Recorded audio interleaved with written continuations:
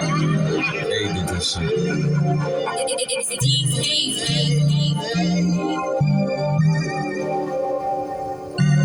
What's up, D-Dot?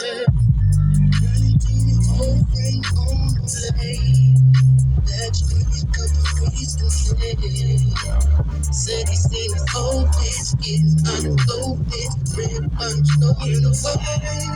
All the gas, just a stop, pass on the way. Anyway, all the gas, and the police gonna pay. She said he meant pay. Double shot of something cold.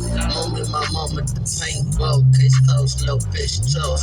Said she always wanted to jack gold. The like snapping shit on the ratchet hole with the backside of my wrist. Breaking her fucking politics. I knew she wanted to pimp. Never don't mind the facts on the back street with a black freak and a black G on the dick. Trying to play innocent. Mama, you capping. Yeah, that's a little bit of this new stew that I guess you can say that I'm brewing. Um, but wake your game up or fuck your name up. You know, this is Trim La Creme here, and I'm tuning in. Hope everybody having a well day, man, and got your mind screwed on right and tight for the dog fight. That's my boy Nina Boy say. So yeah, man, I've been pretty productive today. I guess you can say, man, yesterday was history and tomorrow's a mystery. So my whole focus is on doing what's most important right now, present tense. Remember, I was talking about that earlier. Keep God in the present tense. Well, before I go into my story, you know what I'm saying, my first day hitting the compound, more so hitting not even a compound, hitting a dorm, MDCLA. I remember I was having this conversation, more of a think tank with one of my old school partners, and he was telling me how information shared between people nowadays is so distorted that we only get half of it. So in other words, example, say me and you, my listener, was having a conversation and you was sharing some good game with me about something in particular, whatever it may have been. Now, in order for me to really get the information, or more so get the jewels, I would have to really listen to exactly what you say, repeat it back to myself exactly how you said it, and then that way I can process, right? The correct way, the functional way. It's called empathic listening. You know, a lot of us don't have that concept down packed. Um, for lack of a better word, it could be life skill. You know, a lot of us don't have that life skill. You know, me specifically, I went to the feds when I was 18, turned 19, man, and from pretty much 19 to 31, I was living under abnormal conditions or circumstances. So, imagine having to behave as normal as possible while living under abnormal living conditions, being exposed to so much. You know, Viktor Frankl uh, he once wrote that he was in the concentration camp, and because it was so hard condition wise, he conformed. He became the best inmate possible, right? More or less, he taught himself how to unlearn what he knew already, right? See, they say the hardest part of learning something new or about learning something new is unlearning what you knew already. So it's kind of equivalent to walking down the wrong ladder and walking up the right ladder. So now, day one, I get processed, I get booked in, they take my fingerprints, they do my background check, they do my swabs, they do the AIDS test, they do everything, man. They make me sit on the porta potty, make sure I don't have no drugs in my system. They make me sit there for about I think about 6 hours on the little potty, you know what I mean, to see if it'll detect any drugs.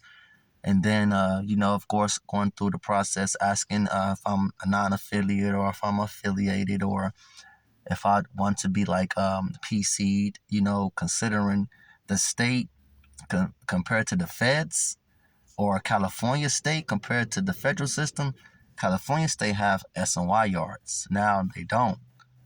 They more so have the what they call non-designated yards.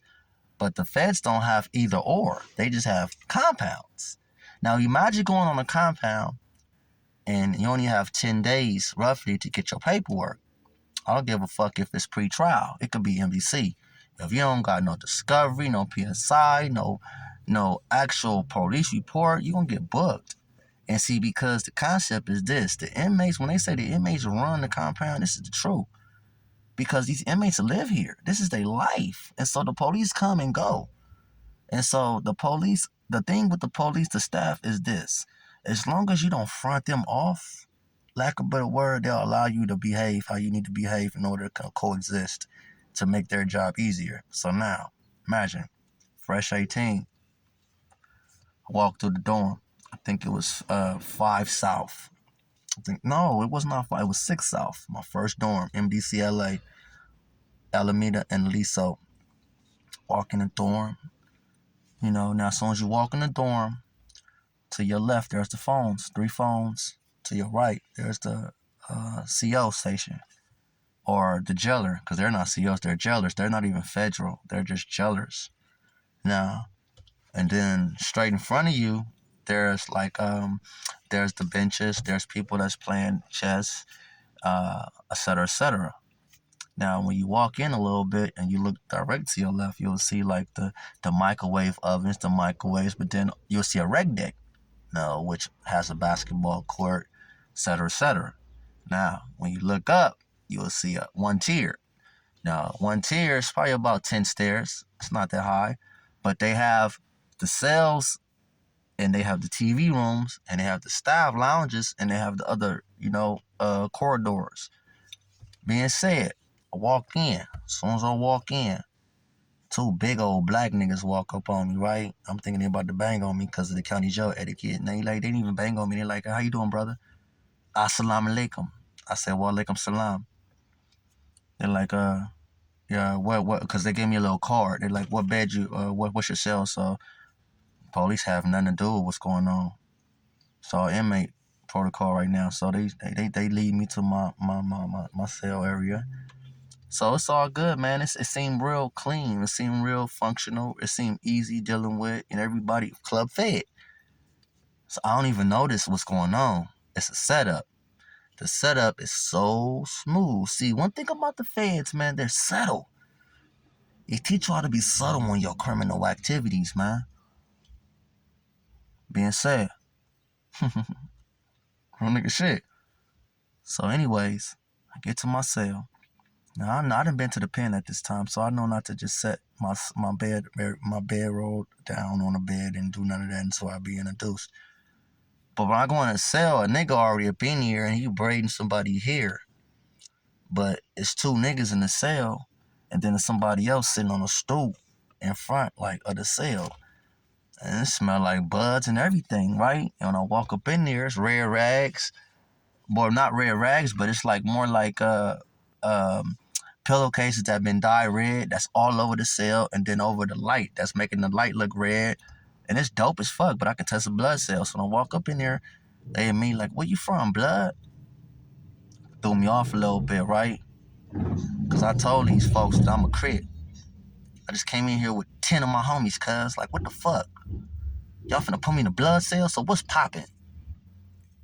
So in the back of my brain, I'm like, okay, this is where you get your G-strikes, right? Niggas say strikes?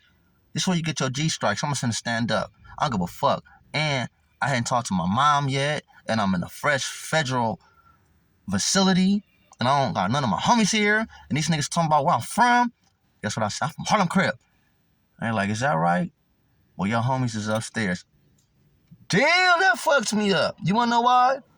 Because I was molded. You know what molded is? Like, oh, I thought it was an issue. It wasn't an issue. The only issue was with me, because believe it or not, from the moment I got arrested until the moment I got out of jail, well, actually up to the moment I started doing my therapy, I had a chip on my shoulder.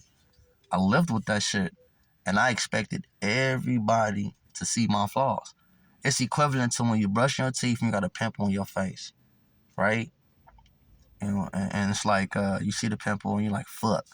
So now all day you conscious of it, and so when you talk to people, you having hypertension issues or you having anxiety issues because you expect everybody to see what you see, but honestly, it's all in your brain. And that was my first learning experience. Approach determines response.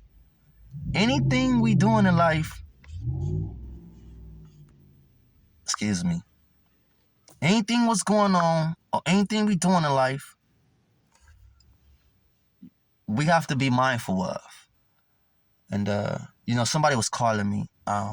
So if y'all seen that, my apologies for losing momentum. However, keeping focus. I want y'all to always remember, man, that at the end of the day, if you want something that the next man will never have, you gotta be willing to do what the next man not willing to do. And live by the rules of whatever life you live in. Don't expect yourself, your specific self, your little ass self, to change a big ass set of rules, because principle is principle. But I'm gonna go into the actual situation where I almost had that fade or caught an issue, and then I was introduced to my homies. And then, I got like the rundown on what to do and what not to do, and everything that I kind of went through when I was in pretrial. But this is Tremla Cram, man. And I love my people, man. I was always told, man, if you can't have the ones you love, man, love the ones you got, man. So fuck with you. Tune in. I love you. It's a game of life. Peace.